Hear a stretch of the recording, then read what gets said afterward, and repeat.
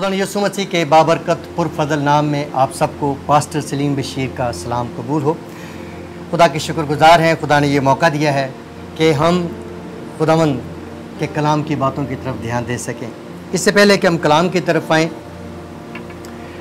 मैं खुदा का शुक्र अदा करता हूँ बैतलहम टीवी के लिए और भाई सरफराज बशीर के लिए, जिनको खुदा ने इस मकसद के लिए चुना है कि वो खुदा के कलाम को फैला सकें, खुदा के कलाम को आप तक पहुंचा सकें, बहुत सारे लोगों तक पहुंचा सकें। सो मेरी दुआ है खुदा अपने बंदा को सेहत और तंदुरुस्ती अता फरमाए और अच्छे तरीके से अपने नाम को जलाल देने के लिए इस्तेमाल करे, ताकि कलाम की ये गहरी बातें बहुत सारे लोगों तक पहुँचें और बहुत सारे लोग इस कलाम से फैज़याब हो सकें। सो आज का जो हमारा टॉपिक है वो है पाकरू। पाकरू खुदा की ज़ात का हिस्सा है। हम खुदा सालूस को मानते हैं, खुदा बाप, खुदा बेटा और खुदा रूल कुद्स। तो खुदा रूह पाक जो है वो पाक तसलीस का तीसरा शख्स या तीसरा अकनूम है और इसकी तारीफ़ हम इस तरह से कर सकते हैं कि पाकरू अब्दी खुदा सालूस का तीसरा अकनूम है, जो खुदा बाप और खुदा बेटे के बराबर अब्दी और अज़ल से मौजूद है। पाकरू का काम इंसानों को कायल करना और ईमानदारों पर खुदा बाप और खुदा बेटे को ज़ाहिर करना है। वो तमाम ईमानदारों के बीच में खुदा यसु मसीह के नाम को जलाल देने के लिए जलाली तरीके से काम करता है। इसलिए मौजूदा दौर है वो पाकरू का दौर कहलाता है। सो हम रूह के दौर में, यानी रूहुल कुद्स के दौर में, पाकरू के दौर में ज़िंदा हैं और कलीसिया के साथ पाकरू मिलकर पिछले लगभग 2000 साल से काम कर रहा है और ये पाकरू का दौर ही है जो आखिरी दौर कहलाता है। और इस दौर में पाकरू अपने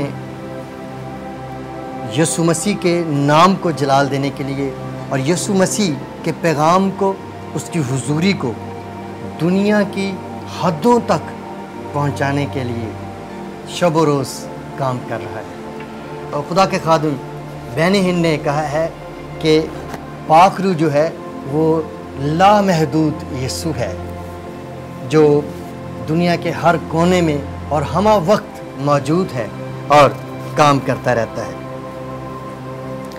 पाकरू के बारे में तालीम किताब मुक़द्दस की अहम तरीन तालीमात या डॉक्ट्रिन्स में मानी जाती है। इसलिए लाजिम है कि ईमानदार पाकरू के बारे में कलाम की गहरी सच्चाइयों से वाक़फियत हासिल करें। ये हर ईमानदार का फ़र्ज़ है और उसकी ज़रूरत है कि वो पाकरू को जाने और पाकरू की गहरी बातों को, उसके गहरे भेदों को, उसकी शख्सियत को बेहतर तौर से समझ सके। सो पाकरू की शख्सियत, पाकरू की खिदमत यानी मिनिस्ट्री और पाकरू के काम, इनके बारे में जो बाइबल मुक़द्दस है इसमें बड़ी गहरी सच्चाइयाँ मौजूद हैं और हमने इन सच्चाइयों को ही जानना है। और इसी सिलसिले की कड़ी ये वीडियो है जो आप देख रहे हैं और इसके बाद आने वाली चंद और वीडियोस होंगी जिसमें हम पाकरू को और ज़्यादा गहरे तौर से जान सकेंगे। याद रखिए कि दुनिया के शुरू से लेकर आखिर तक हमें पाकरू कार फरमा नज़र आता है, काम करता हुआ नज़र आता है। पैदाइश की किताब से लेके मुकाशवा की किताब तक हमें पाकरू काम करता हुआ नज़र आता है। देखिए, पैदाइश की किताब के पहले बाब की पहली और दूसरी आयत में लिखा है, खुदा ने इब्तिदा में ज़मीन व आसमान को पैदा किया और ज़मीन वीरान और सुनसान थी और गहराओं के ऊपर अंधेरा था और खुदा की रूह पानी की सतह पर जुम्बिश करती थी।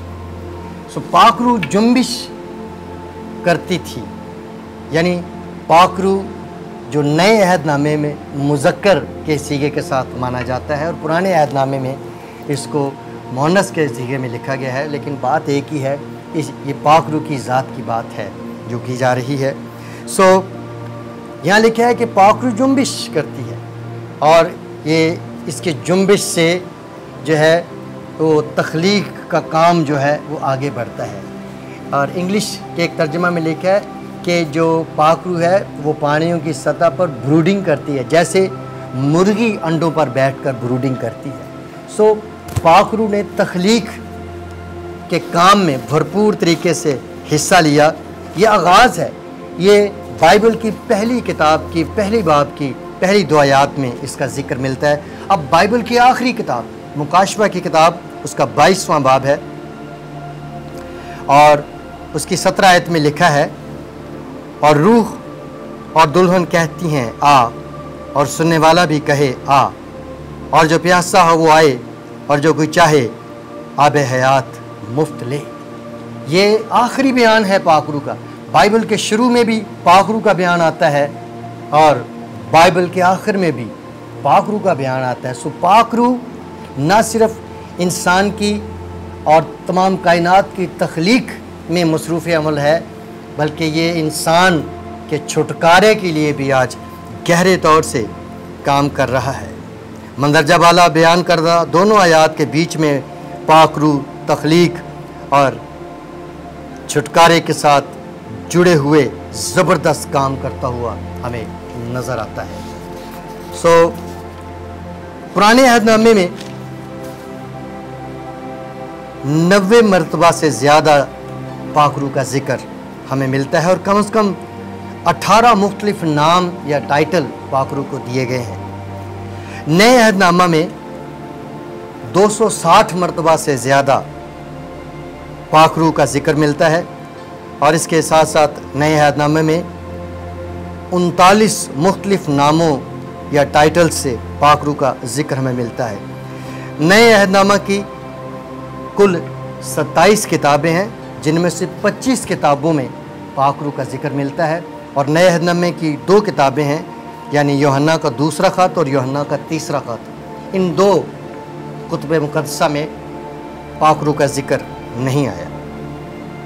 پرانے عہد نامے میں پاک روح صرف اسرائیل کے چنیدہ لوگوں کے لیے دستیاب تھا، لیکن پرانے عہد نامے میں ہی پیشن گوئی کی گئی تھی کہ آخری ایام میں یہ پاک روح جو ہے یہ ہر فرد بشر پر نازل کیا جائے گا، اور جس دور میں ہم رہ رہے ہیں یہ آخری دور ہے، اور اس میں پاک روح ہر فرد بشر کے لیے موجود ہے، اویلیبل ہے، اور اسے حاصل کیا جا سکتا ہے۔